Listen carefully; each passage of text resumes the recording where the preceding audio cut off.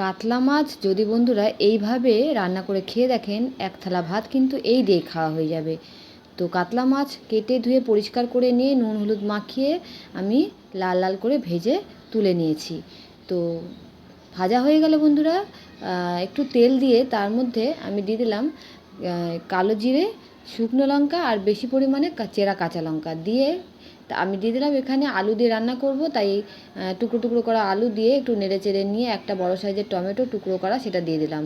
পরিমাণ মতো নুন হলুদ দিয়ে ভালো করে কিন্তু রান্নাটাকে কষিয়ে নিতে হবে।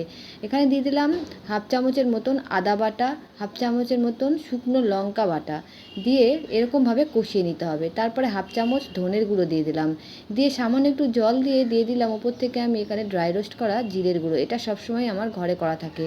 তো সব কিছু কষানো হয়ে গেলে পরিমাণ মতন ঝোল রাখার মতন জল দিয়ে আমি উপর থেকে ভাজা মাছগুলোকে দিয়ে দিলাম। তো এইভাবে বন্ধুরা ঝোলটা ফুটিয়ে নিলেই কিন্তু রেডি আমাদের এই কাতলা মাছের রেসিপি। অবশ্যই একবার বাড়িতে ট্রাই করবেন, আশা করছি ভালো লাগবে।